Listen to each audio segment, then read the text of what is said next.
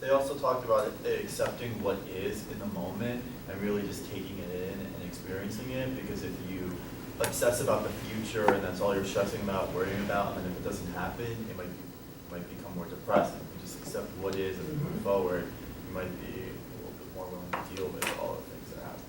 Good, so that's nice. So that sort of segues into the practice that we'll do.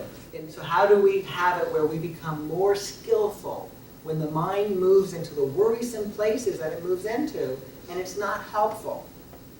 To be able to say, let me find a way to be at ease in this moment, which doesn't necessarily mean stopping it, but if we're not going with it, maybe we're not fueling it so much. And it just sort of does its thing because that's sort of the habitual nature of the mind looping around something. But we're not necessarily caught in it.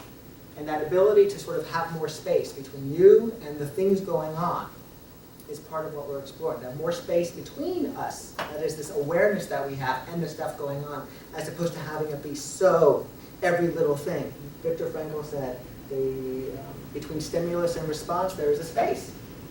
And within that space is our power to choose our response. Between stimulus, the thing that happens, the thing that starts the spiral, and our response, you could call it the overreaction, there is a space. So what we do when we sit and we pay attention and we notice is we sort of become a little bit more comfortable and familiar and facile with that space. It's not necessarily 1 second or 2 seconds or 10 seconds or 10 minutes, or sometimes it just is real quick.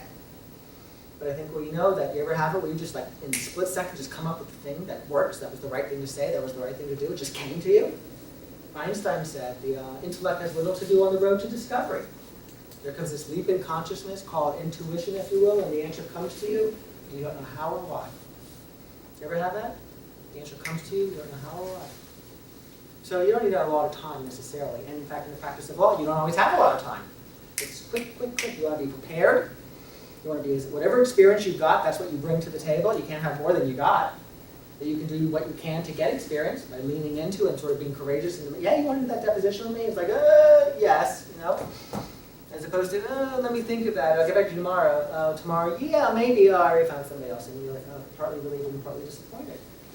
So to get the experience in ways that make sense, to learn and be expert as much as you can be, that competence. And then to find a way to be present so that when you're there, you're there. And sometimes